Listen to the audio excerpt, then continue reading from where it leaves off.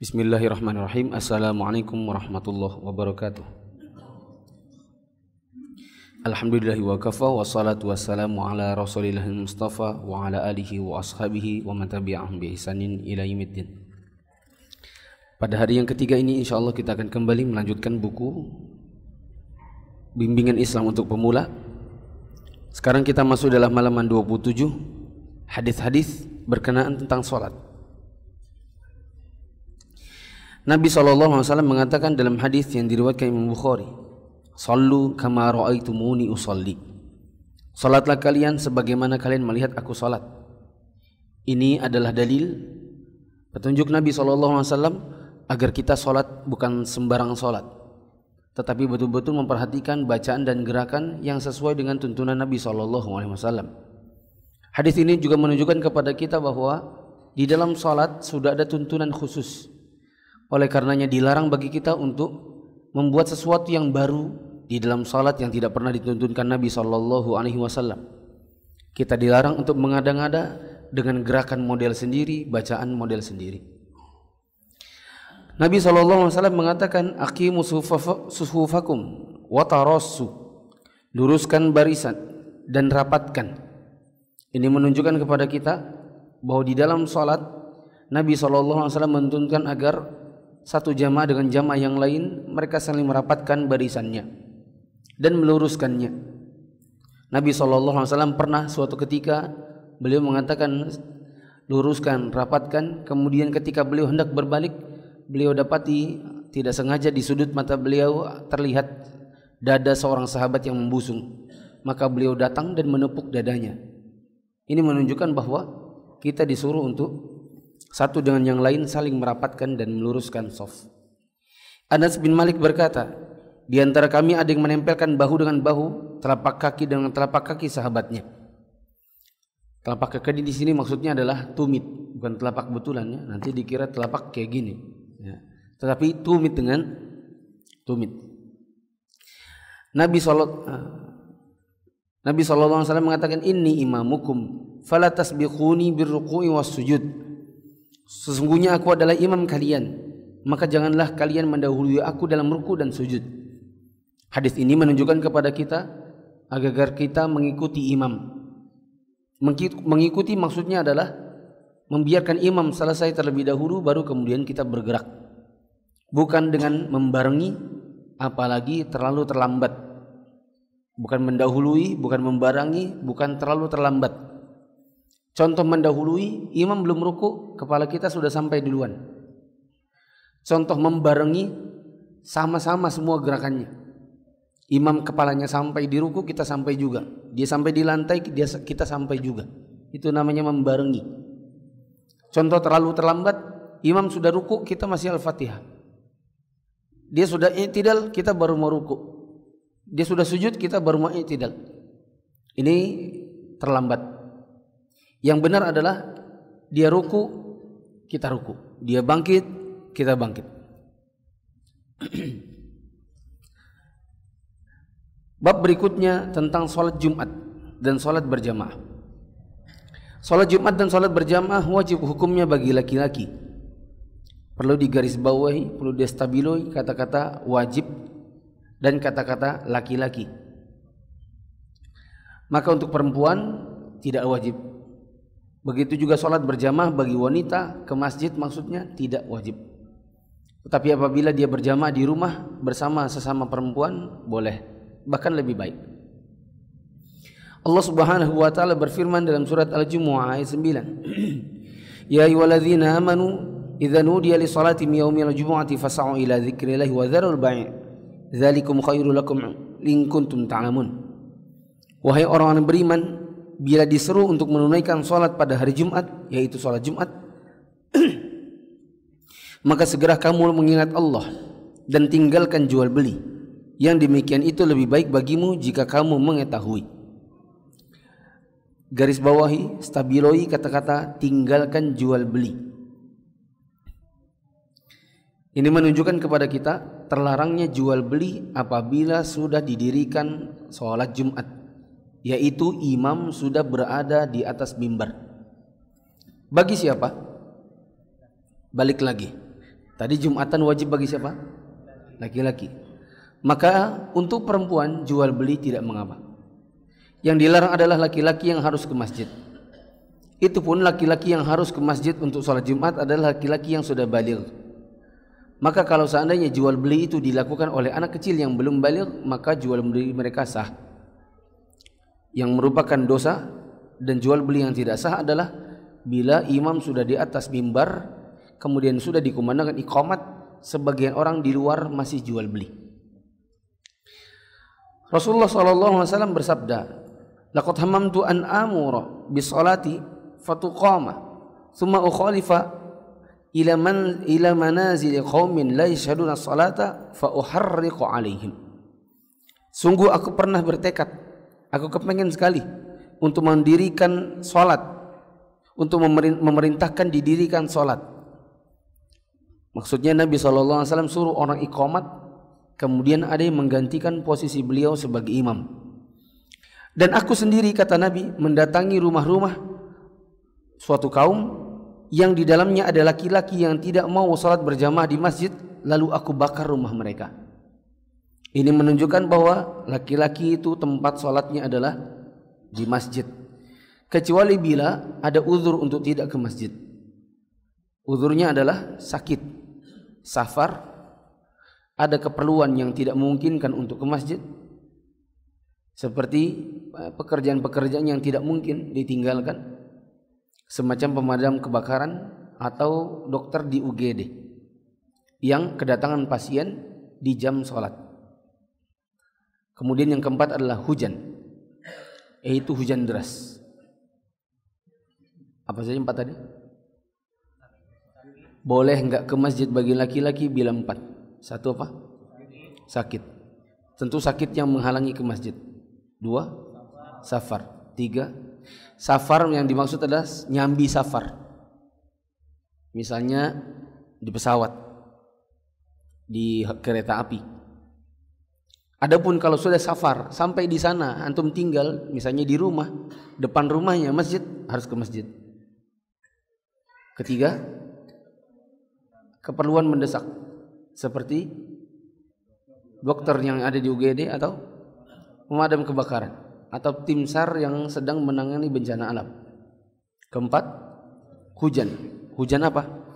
Hujan deras. Ini yang bolehkan untuk tak ke masjid. Di luar dari ini, antum tempat sholatnya adalah di masjid.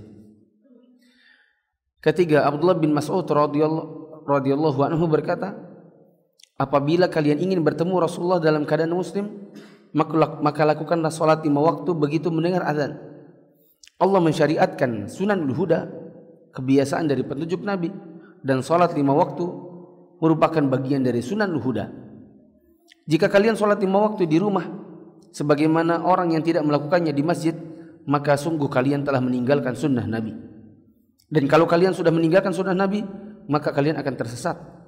Dan aku melihat tidaklah seseorang mengerjakan sholat di rumahnya di zaman dulu kecuali orang-orang yang sudah jelas-jelas seorang munafik. Sementara ada orang yang dipapah antara 2 orang untuk sholat berjamaah sehingga dia ditempatkan di antara barisan sholat. Jamaah yang dirahmati Allah, penjelasan Ibnu Mas'ud ini termasuk penjelasan yang paling kuat, termasuk di antara perkataan para sahabat yang paling kuat untuk mendukung pendapat yang menyebutkan salat 5 waktu di masjid bagi laki-laki adalah wajib. Bayangkan, tidak mungkin kalau seandainya boleh salat di rumah, nggak mungkin di zaman Nabi, di zamannya Utsman di zamannya Abdullah bin Mas'ud mereka sebutkan yang suka salat di rumah itu yang munafik aja. Kalau seandainya sholat di rumah boleh. Dan ini menunjukkan bahwa sholat di rumah pada lampu ke masjid di zaman dahulu dicap sebagai munafik. Oleh karenanya di zaman ini, ya, kalau ada orang mengatakan saya sukanya di rumah saja, maka termasuk bagian dari itu. Bayangkan di zaman Ibnu Mas'ud ada orang yang kalau mau ke masjid harus dipapah. Dan kalau dia berada di barisan, maka dia diapit oleh kanan dan kirinya supaya dia bisa berdiri dengan tegak. Maka kalau seandainya kita katakan sholat di rumah itu boleh bagi laki-laki, maka ini pendapat yang jelas salah. Didukung dengan pendapat Abdullah bin Mas'ud ini. Tata cara sholat Jumat. dan adabnya. Mandi pada hari Jumat, potong kuku, memakai wangi-wangian dan memakai pakaian yang bersih sesudah wudu. Garis bawahi, mandi hari. Mandi berarti nggak cukup wudu. Seandainya pun dikatakan hanya sunnah mandi itu, maka tetap saja itu penyempurna sholat Jumat. Maka bagaimanapun usahakan jangan tidak, antum usahakan mandi. Dan tidak cuma wudu. Bagaimana kalau seandainya kerja? Jawabannya antum sebelum berangkat kerja, antum sudah mandi seperti orang mandi junub, meskipun nggak junub. Tadi kata-katanya hari. Dan yang namanya hari itu mulai dari terbit fajar. Artinya mandi di hari Jumat itu sudah bisa dilakukan sedari pagi. Tetapi apabila dilakukan sesaat sebelum sholat Jumat, maka ini lebih utama lagi. Tapi yang jelas mandi di hari Jumat sudah bisa dilakukan sedari pagi. Potong kuku, ya ini kalau kukunya panjang. Kalau kukunya pendek jangan dipotong. Memakai wangi-wangian, dan inilah sunnahnya. Catatan saya, wangi-wangiannya usahakan wangi-wangian yang di hidung kita dan di hidung orang enak. Karena ada sebagian parfum yang dipakai oleh sebagian orang di hidungnya enak, di hidung orang nyelkit, ya menyengit, nggak enak dicium. Seperti mohon maaf, parfum yang berasal dari India, yang orang bilang nama bukhur atau yang semacamnya. Di Balikpapan sebagian orang memakainya, tetapi banyak yang tidak menyukainya. Tapi sebagian orang suka. Nah, maka kita katakan kalau antum punya wangi-wangian, usahakan yang antum suka orang lain juga suka, supaya tidak mengganggu di sebelahnya. Ya. Saya pernah berdiri di sebelah orang yang menggunakan parfum. Setelah salam, saya langsung keluar masjid. Soalnya di mulut saya sudah penuh air ludah. Ya, akibat mencium parfum yang begitu, yang di Indonesia itu enggak familiar. Kalau di India mungkin banyak. Ya. Dan saya pernah diberi parfum, mohon maaf akhirnya enggak saya pakai, saya tumpah. Saya tumpah di jalanan, saya ambil botolnya aja. Dikarenakan ya parfum itu saya ginikan orang, enak, enggak enak, ini enak, enggak enak, ini enak, enggak enak. Ada kawan dari India. Dia pulang ke India, bawa ke sini parfum yang saya maksud. Saya bilang, parfum antum afwan, nggak enak dicium. Masa sih ini kan enak asli gini. Kita survei yuk. Kita panggil 5 orang, coba cium parfumnya, enak nggak? Tak satu pun bilang enak. Maka ini kalau pakai parfum, ya yang di negeri itu normal-normal aja. Ada lagi namanya gaharu, ya gaharu asli. Sebagian orang kalau di Saudi suka, kalau di Balikpapan orang nggak suka. Pakai parfum gaharu gitu, ditempel di kulit, kita cium mereka kayak bau kayu, kayak bau jamur. Tapi orang Saudi suka. Bila itu dipakai di Saudi oke, tapi dipakai di Balikpapan, saya kira jangan. Ya. 2, tidak makan yang bau seperti bawang merah, bawang putih, atau merokok. Sebagian kaum muslimin sebelum wudu merokok dulu. Bahkan wudu di rumah, jalan ke masjid sambil merokok, depan teras baru dimatikan. Kemudian dia bilang amin, orang di sebelahnya cium bau paru-parunya, ya, yang penuh rokok itu. Bersihkanlah mulut dengan sikat gigi dan pasta gigi. Lebih utama menggunakan siwak. Tetapi bila adanya sikat gigi dan pasta gigi, maka ini boleh. 3, sholat 2 rakaat tahiyatul masjid. Ketika masuk masjid, distabiloi, digaris bawahi, meskipun khotib sedang khutbah. Meskipun khotib sudah di atas mimbar, maka jangan langsung duduk, tetap sholat tahiyatul masjid. Dikarenakan Rasulullah SAW pernah berkhutbah. Kemudian beliau lihat dari jauh ada seorang sahabat namanya Sulaik al-Ghatafani. Sulaik ini masuk dan langsung duduk. Maka Nabi menghentikan khutbahnya, lalu beliau menegur Sulaik, "Hai Sulaik, apa kau sudah sholat?" Sulaik mengatakan belum. Maka Nabi SAW mengatakan, "Bangkit dulu, sholat 2 rakaat dan perpendek sholatmu." Bayangkan Nabi SAW menghentikan khutbah demi menegur seorang sahabat yang langsung duduk. Menghentikan yang penting demi sesuatu yang lain. Dan kalau sesuatu dihentikan padahal penting demi sesuatu yang lain, maka yang lain itu pasti juga penting.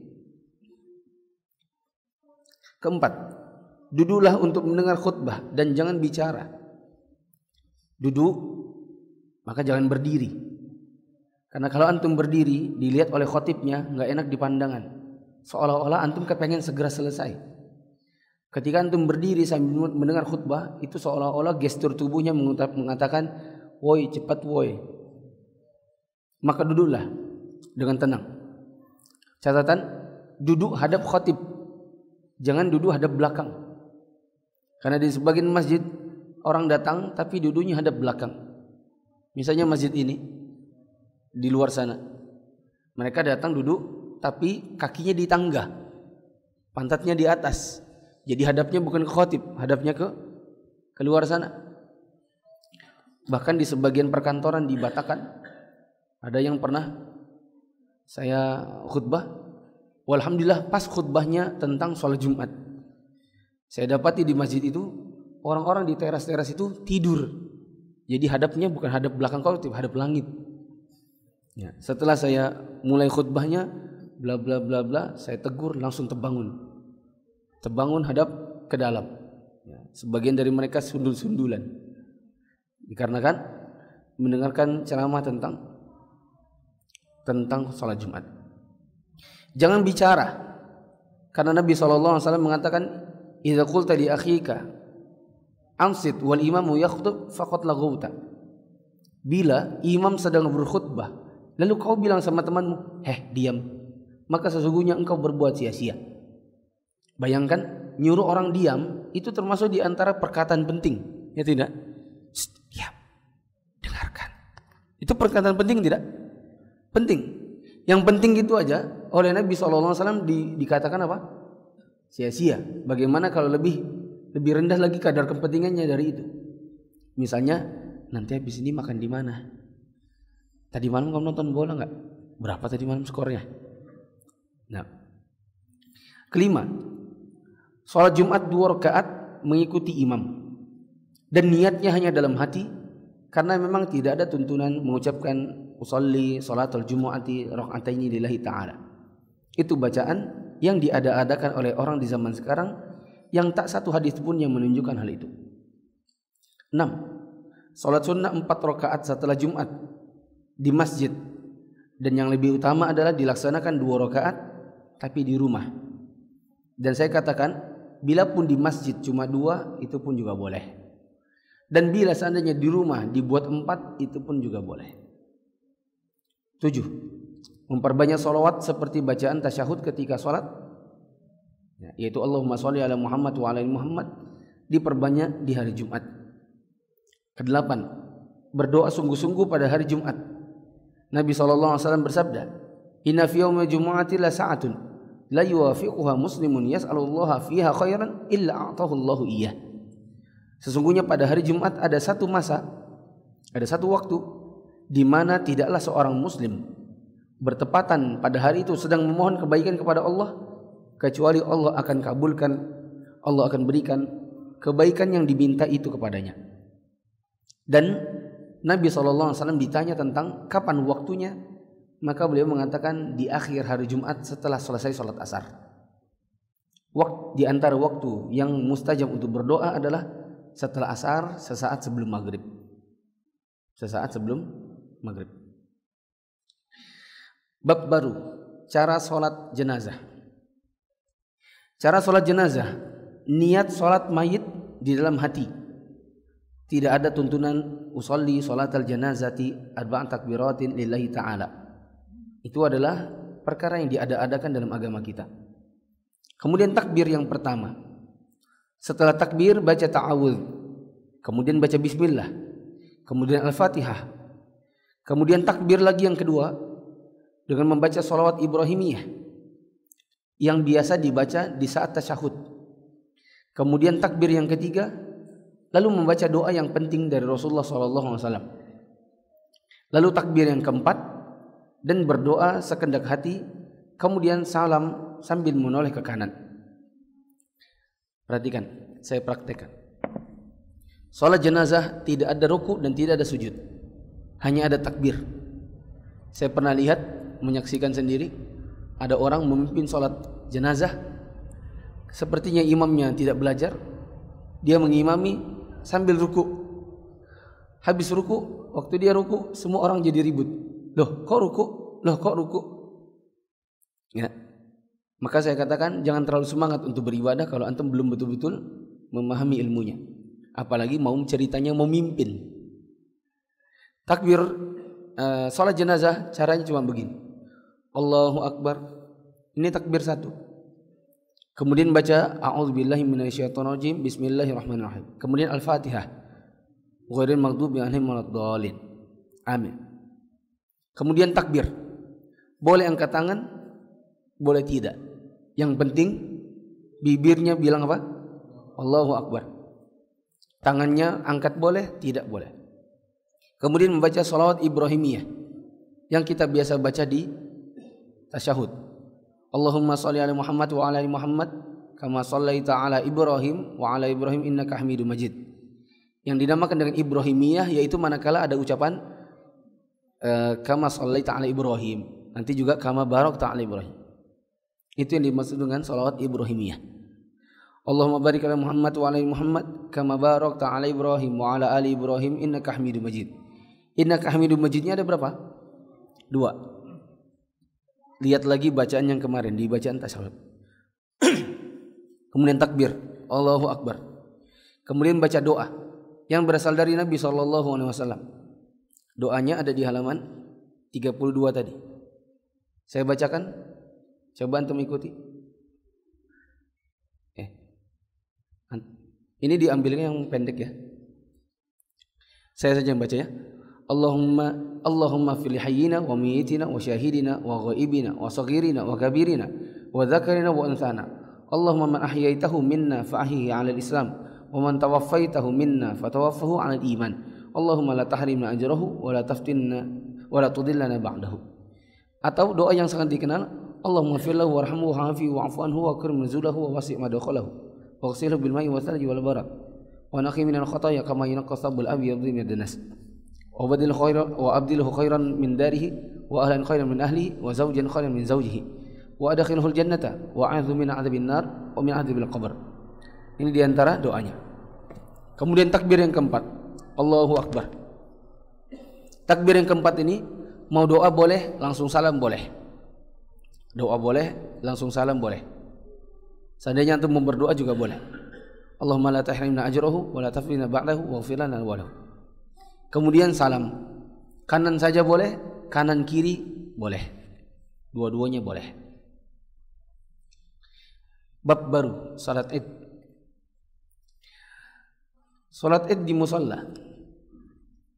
Musalla itu artinya lapangan yang memang disediakan buat orang salat Id. Rasulullah SAW keluar pada hari Idul Fitri dan Idul Adha menuju lapangan. Yang pertama beliau lakukan adalah salat Id. Sehingga jamaah yang dirahmati Allah, kalau disuruh pilih mana yang lebih bagus, musalla yaitu lapangan ataukah masjid? Jawabannya lapangan. Ya, yang lebih utama adalah salat Id di lapangan. Tapi boleh untuk di masjid apabila misalnya hujan. Maka kalau misalnya di Istiqomah ada lapangan di sebelahnya, maka yang lebih utama adalah lapangan dan bisa ke masjid kalau hujan. Rasulullah SAW bersabda, "At-takbiru fil fitri sab'un fil ula wa khamsun fil akhirah wal qira'atu ba'dahuma kiltayhima." Takbir pada salat Id ada 7 kali di takbir pertama dan 5 kali di takbir yang kedua, di rakaat yang kedua. Setelah takbir lalu membaca Al-Fatihah dan surat yang lainnya pada masing-masing rakaat tersebut. Perhatikan, 7 kali takbir, dan itu wallahu alam pendapat yang lebih kuat tidak termasuk takbiratul ihram. Pertama kali kan kita buka salat Id dengan apa? Takbiratul ihram. Allahu Akbar. Itu takbiratul ihram. 7-nya beda lagi, bukan yang termasuk ini. Allahu Akbar, Allahu Akbar sampai 7, Allahu Akbar. Begitu juga bangkit dari rakaat 2, Allahu Akbar. Itu takbir intikal namanya, dan tidak masuk di situ.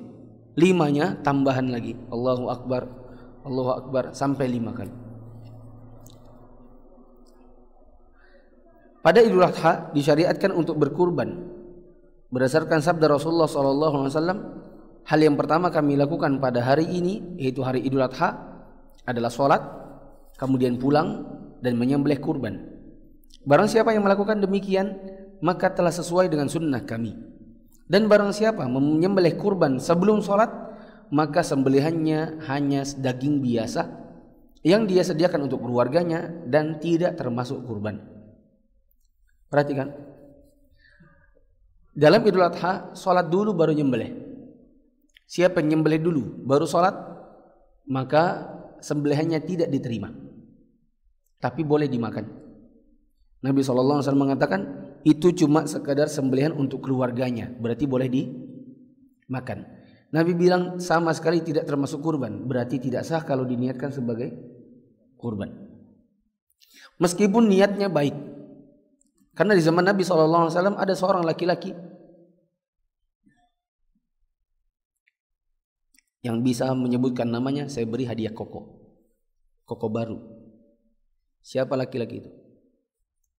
Ada seorang laki-laki yang nyembelih sebelum sholat Id. Nabi SAW bilang gini, ini yang tadi ini. Siapa yang nyembelih sesudah sholat? Siapa yang menyembelih sebelum sholat, maka sembelihannya cuma daging biasa, tidak dihukumi kurban. Nah, laki-laki ini naik, ya Rasulullah, saya sudah nyembelih tadi sebelum subuh atau habis subuh sebelum sholat Id. Soalnya saya pikir kan kita ini lapar. Kenapa orang lapar? Kok puasa? Idul, puasa. Maksudnya bukan puasa, nggak makan, ya kan? Kalau Idul Fitri sunnahnya makan dulu atau nggak makan dulu? Makan dulu. Kalau Idul Adha sunnahnya nggak makan dulu, ya kan? Jadi kan orang pulang kan lapar. Nah, kata si laki-laki ini, ya Rasulullah, sudah kusembelih tadi. Maksudnya itu biar bisa jadi makanan. Kita bagi-bagi. Kan orang kalau pulang Id lapar. Maka Nabi SAW mengatakan, syatuka syatu laham. Kambingmu kambing biasa, bukan kurban. Dalam riwayat yang lain Nabi bilang ganti dengan yang lain. Terus dia bilang, ya Rasulullah, ada di rumah tinggal 1 ekor, tapi nggak cukup umurnya. Maka Nabi SAW mengatakan, boleh buatmu, dan selama-lamanya sampai hari kiamat gak boleh lagi buat yang setelahmu. Siapa laki-laki itu?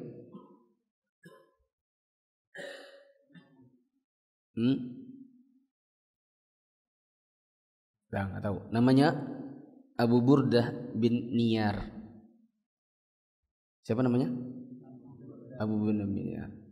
Ingat-ingat namanya nih. Siapa tahu nanti besok-besok saya tanyain. Ya, jadi antum dapat kancing koko. Selesai. Bab baru. Bab zakat. Enak ya belajar gini ya. Semua bab dipelajari, kan? Jadi nanti antum kalau misalnya ketemu sama orang, saya ini sudah belajar Jumat, Id, zakat, kurban, sudah saya pelajari semua. Soalnya bukunya kayak gini. Gitu. Zakat dalam Islam. Zakat adalah beribadah kepada Allah dengan mengeluarkan hak yang wajib menurut syariat dari harta tertentu pada waktu tertentu, dibayarkan untuk golongan tertentu dengan cara tertentu. Kalau ditanya, apa sih zakat itu? Jangan bilang gini, sedekah. Itu salah. Apa sih zakat itu?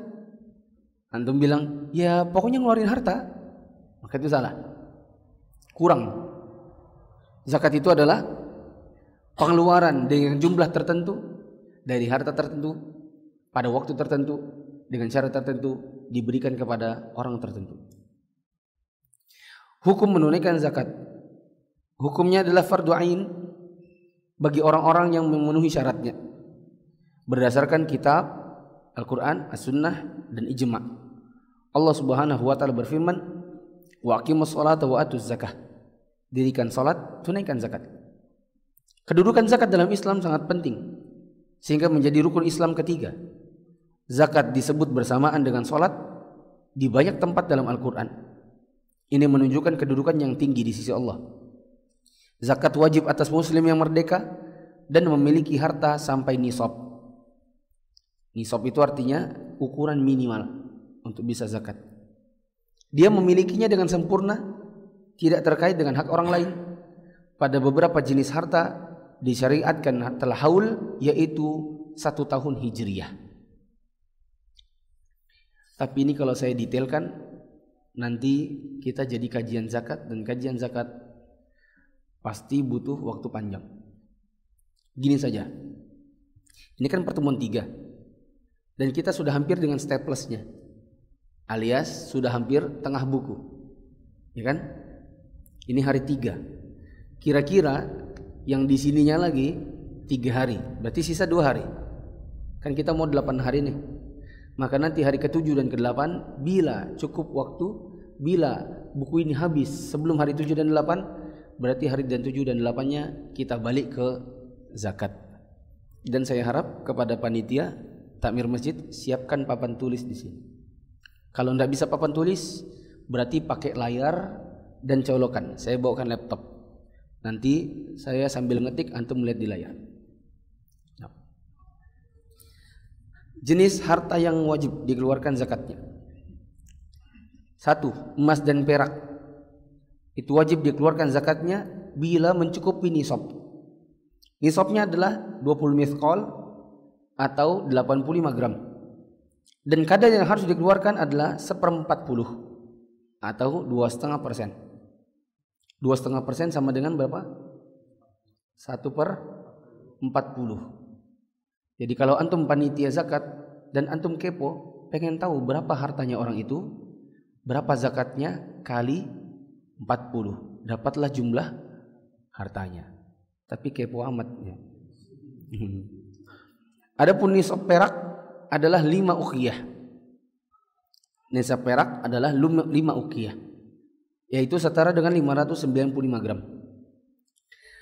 Yang kedua adalah al-an'am atau bahimatul an'am, yaitu hewan-hewan ternak. Yang dimaksudkan adalah unta, sapi dengan sepupunya. Tahu sepupunya sapi? Kerbau. Dan juga kambing bersama sepupunya, yaitu domba. Unta dimulai dizakati ketika memiliki 5 ekor. Yang zakatnya adalah 1 ekor kambing. 5 unta, keluarannya bukan unta juga tapi kambing. Sapi dizakati mulai 30 sapi. Yang zakatnya adalah seekor tabi', yaitu anak sapi jantan usia setahun, jalan 2 tahun. Domba atau kambing mulai dari 40 ekor. Yang zakatnya adalah 1 ekor kambing. 3. Zakat barang dagangan. Catatan? Enggak ada di situ. Zakat barang dagangan, yaitu yang dijual belikan untuk mengembangkan harta. Yang dijual belikan untuk mengembangkan harta. Karena kadang kita jual beli sesuatu, tapi niat kita bukan untuk mengembangkan harta. Misal, kita jual rumah dikarenakan mau lunasi riba. Itu tidak ada niat mengembangkan harta. Kita jual mobil dikarenakan mobilnya masih riba. Ini bukan niat untuk mengembangkan harta. Si fulan jual emasnya dikarenakan untuk biaya rumah sakit. Ini semua tidak dihitung sebagai barang yang wajib dizakatkan. Yang dizakatkan itu adalah yang antum adakan untuk antum jual, kemudian cari duit dari situ. Misal buka toko rumah makan atau toko bahan bangunan, beli paku, beli semen, beli pasir dan lain-lain. Tujuannya adalah untuk dibeli, dapat duit, beli lagi, jual lagi, dapat duit, jual beli. Seperti itu, untuk mengembangkan harta. Tapi kalau seandainya antum menjual sesuatu, maka ada hasilnya, itu tambahkan ke uang. Nanti dia masuk di dalam zakat uang yang nomor 1. Emas perak tadi. Bisa dipahami enggak?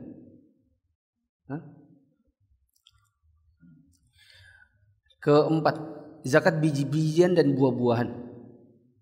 Nisabnya adalah 645 kg dan kadarnya adalah 10% jika diairi hujan dan 5% jika airnya adalah dari menimba atau membeli. Nah, coba lihat, sebagian ulama, dan inilah pendapat yang saya pegang, yang dizakatkan itu hanyalah yang sifatnya makanan pokok. Adapun buah-buahan di sini saya tidak meyakini tidak termasuk di antara barang zakat. Jadi yang nomor 4 itu hanyalah yang biji-bijian dan merupakan makanan pokok, seperti beras, jagung, kurma. Adapun yang sifatnya bukan makanan pokok maka tidak termasuk. Ya. Contohnya apa? Semangka. Itu sudah bukan biji-bijian, dia bola-bolaan, ya. Dan dia bukan makanan pokok, maka dia tidak termasuk barang yang dizakatkan dengan perhitungan zakat pertanian. Tapi kalau seandainya ada orang petani semangka, lalu semangkanya dijual belikan, berarti nanti masuk dalam zakat apa? Perdagangan. Kalau seandainya habis dijual langsung masuk ke rekening, yang rekeningnya itu nyatu dengan semua uangnya setiap hari, berarti masuknya di dalam zakat emas perak. Nah, contoh yang lain misalnya zakat pertanian karet. Kan nggak ada orang makan karet, ya. Tapi kalau seandainya karet ini ditumpuk lalu kemudian dijual belikan, maka hasil dari karetnya itu dijadikan zakat perdagangan. Kalau habis dijual, uangnya langsung masuk ke rekening, bercampur dia dengan uang yang sehari-hari, berarti dia statusnya nanti ngikut ke zakat emas perak. Kelima, zakat barang tambang, yaitu ma'din dan rikaz, yaitu harta yang terpendam dalam peninggalan-peninggalan sebelum Islam. Tidak ada nisab dan zakatnya adalah 20%. Siapakah yang berhak menerima zakat? Ada tercantum dalam surat At-Taubah ayat 60. Yang boleh menerima zakat ada 8. 1. Fakir. 2. Miskin. Apa bedanya? Karena di Indonesia kita sering mengatakannya fakir miskin. Ternyata di dalam Islam ada fakir, ada miskin. Bedanya di mana? Siapa yang tahu?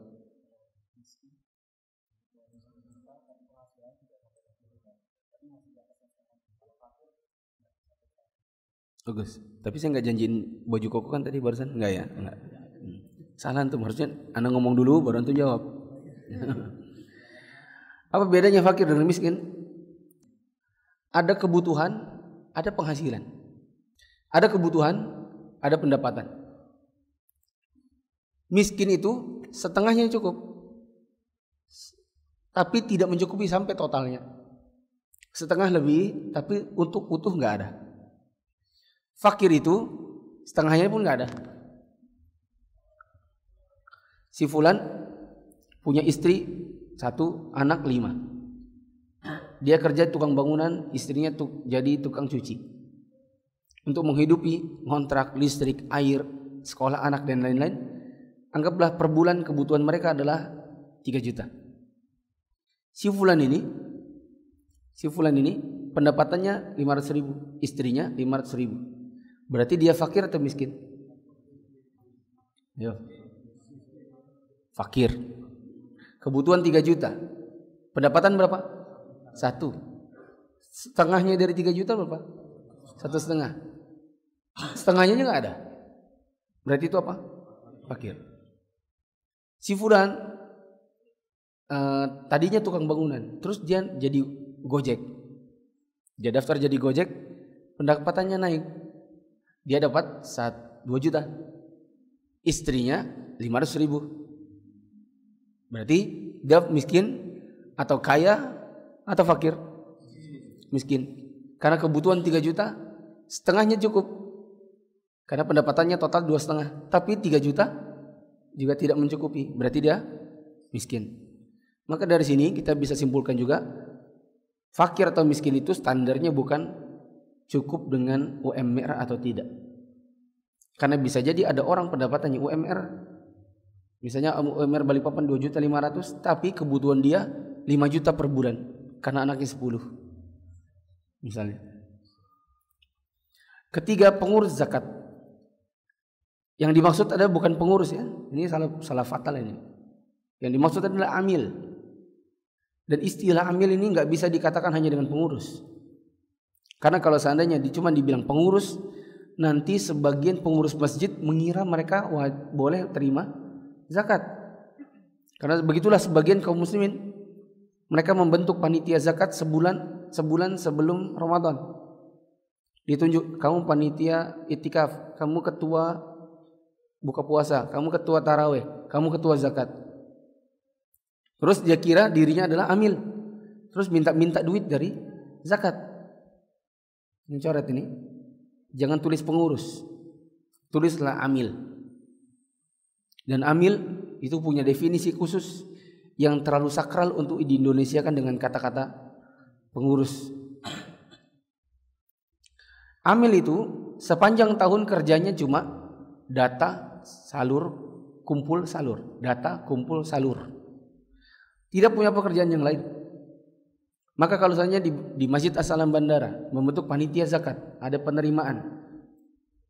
Panitianya ketuanya adalah misalnya Pak Mas Hadi. Kerjanya hari-hari di situ. Dwi Fatoni kerjanya di situ. Antum kerja di sono. Tapi kalau menjelang malam Lebaran kumpul di sini. Apakah antum berhak untuk menerima zakat? Jawabannya tidak.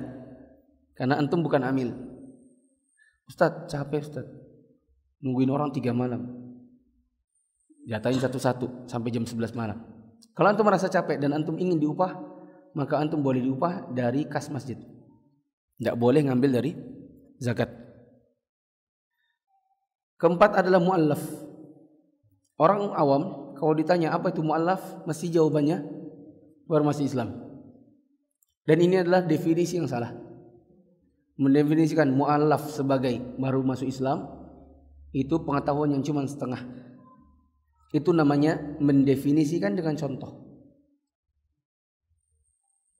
Adek tahu apa itu bunga? Tahu om apa itu bunga? Mawar. Apakah ini definisi? Bukan, tapi dia cuma menyebut contoh. Dan itulah perumpamaan orang yang menyebutkan mu'allaf itu adalah orang yang baru masuk Islam. Yang benar, mu'allaf itu adalah orang yang ditaklukkan hatinya dengan 3 model. Bisa jadi Islam dari dulu dan sampai sekarang Islam, dia jadi mu'allaf. Manakala dia membahayakan orang Islam. Islam tapi membahayakan Islam.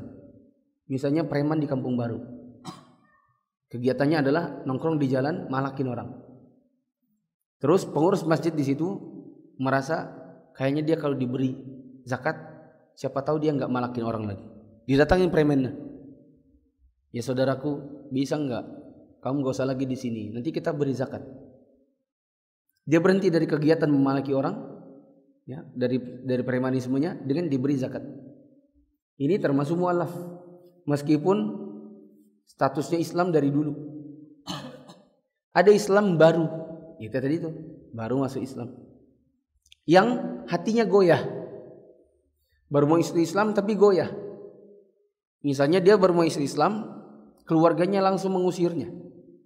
Keluarganya bilang, kau kembali ke Kristen, kalau enggak kau jangan balik sini. Terus dia goyah, dia curhat. Gimana ya, nanti siapa yang biaya aku? Gimana sekolahku? Maka kita bilang, ya sudah, kau tinggalkanlah keluargamu, biarkan mereka dalam kekafirannya, nanti kita berikan kau zakat untuk biaya sekolah. Ini boleh. Ini namanya baru Islam dan goyah. Ada juga orang baru masuk Islam langsung ceramah.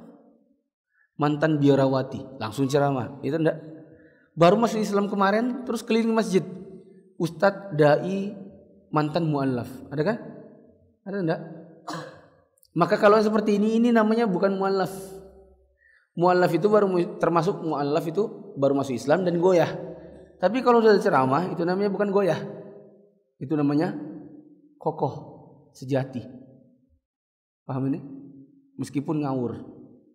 Harusnya orang baru mau Islam itu bukan diajak ceramah, tapi disuruh belajar wudhu dulu, belajar sholat dulu, belajar tayamum, belajar ngaji. Bukan disuruh ceramah. Ustaz, bagus Ustaz, biar ceramah kita tahu kesesatan orang kafir. Orang kafir semua orang Islam tahu mereka sesat dan masuk neraka. Nggak perlu Anda suruh dia ceramah. Semua orang Muslim tahu kesesatan orang Nasrani. Yang perlu dilakukan adalah dia bukan ceramah, tapi dia belajar dulu. Jangan sampai nanti Injil masuk dalam masjid karena belum menghafal Al-Quran, Al-Fatihah juga belum hafal. Terus yang jadi dalil adalah Injil. Ada yang ketiga, yaitu belum Islam, tapi kayaknya mau masuk Islam. Misalnya di kantor atau di sekolah kita punya teman yang suka tanya-tanya tentang Islam.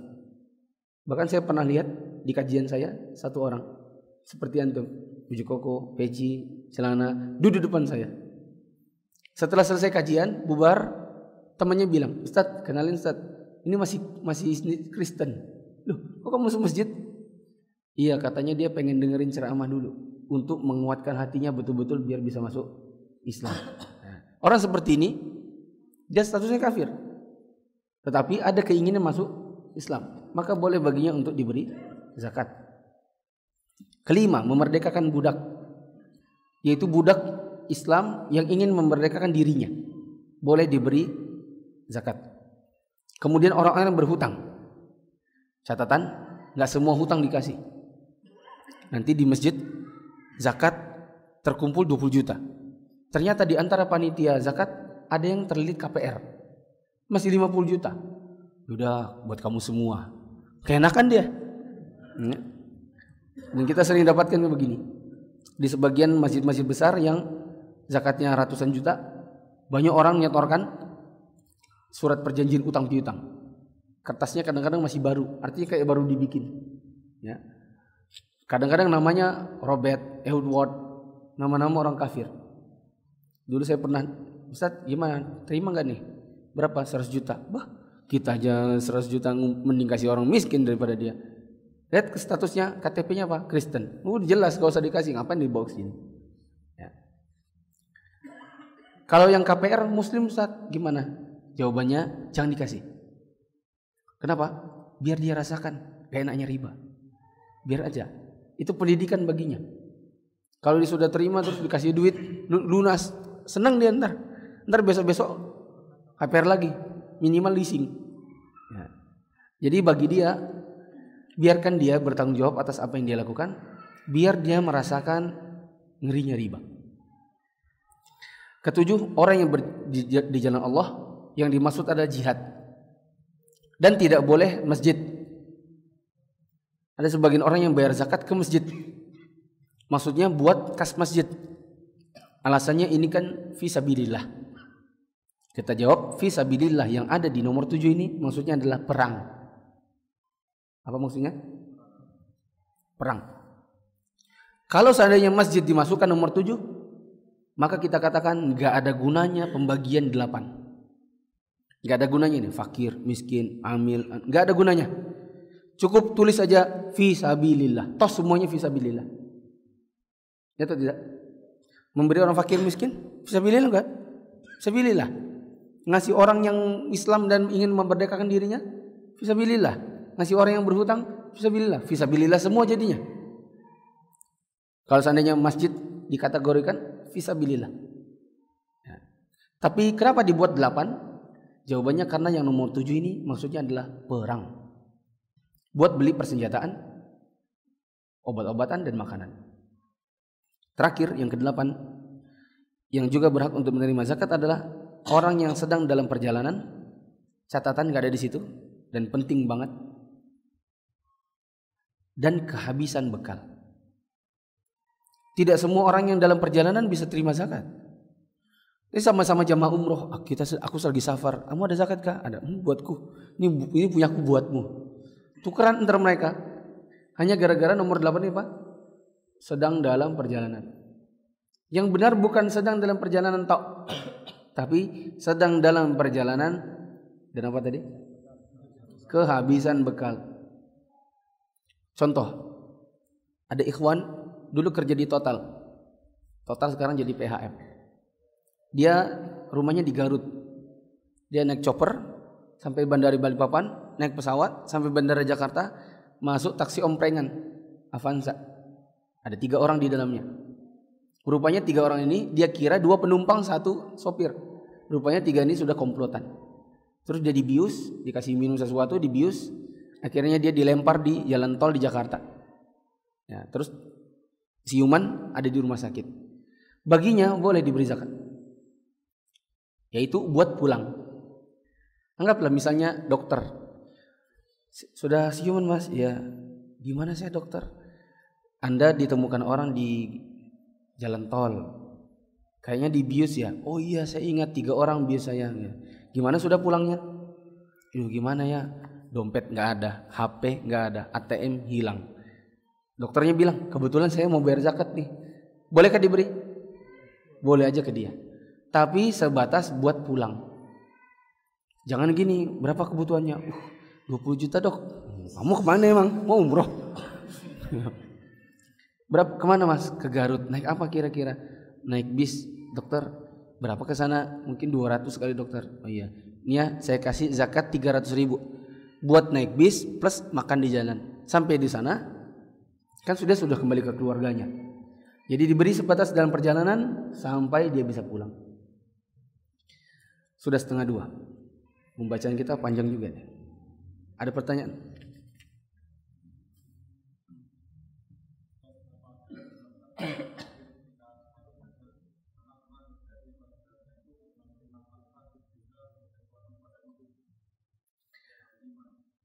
Takbir di dalam salat jenazah memang gak cuma 4. Bisa 5, bisa 6, bisa 7.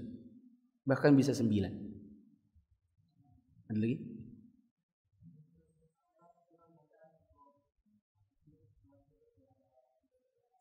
Di antara takbir-takbir yang rakaat 1-nya 5, 7, rakaat 2-nya 5, adakah bacaan khusus? Enggak ada. Allahu Akbar. Allahu Akbar. Gak ada bacaan-bacaan khusus. Ada lagi?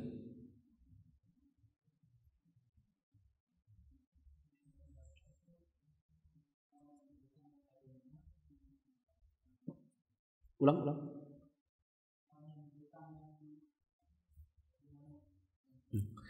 Dan nomor 6 ini tadi, orang yang berhak menerima zakat, yang berhutang yang seperti apa sih yang boleh terima zakat? 1 muslim. Itu syarat nomor 1. Kata guru saya Syekh Sa'ad Al-Khatlan, mantan hay'ah kiblat ulama, beliau mengatakan di dalam zakat mal tidak ada kafir yang boleh diberi kecuali 1. Apa itu tadi? Mu'allaf, yaitu orang kafir yang mau masuk Islam. Yang kalau diberi zakat siapa tahu masuk Islam. Hanya 1 orang kafir yang bisa diberi zakat mal, yaitu mu'allaf. Berarti orang gharim berhutang ini harus muslim juga. 2, hutangnya sudah jatuh tempo. Kalau hutangnya belum jatuh tempo, maka dia tidak diberi. Jatuh tempo dan dia tidak sanggup bayar. Misal hutangnya KPR masih 100 juta. Berapa pak? 100 juta saya ini terhilit, saya berjual Saya tanya, emang anda per bulan 100 juta? Enggak sih, 2 juta. Kerja enggak? Kerja sih. Berapa hasilnya? 4 juta. Nah yaudah ya 2 itu aja. Jangan datang ke sini supaya lunas. Enak banget loh. Paham enggak maksudnya? Dia suruh kerja. Ya. Ketiga, boleh baginya boleh diberi yang hutangnya itu bukan untuk dirinya sendiri, tapi hutangnya buat orang lain. Ya. Misalnya berhutang ke seseorang untuk suatu keperluannya buat orang lain.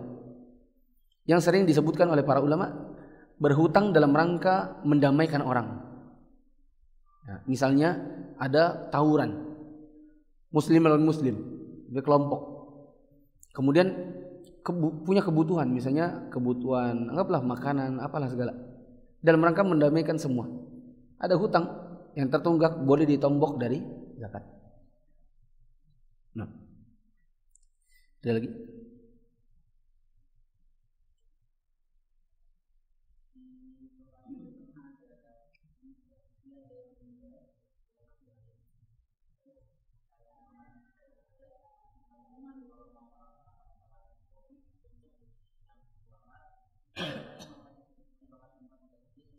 Nah, sebenarnya adakah tuntunan sholat gaib? Intinya gitu aja. Sholat gaib itu adalah sholat jenazah, tapi jenazahnya nggak ada di hadapannya.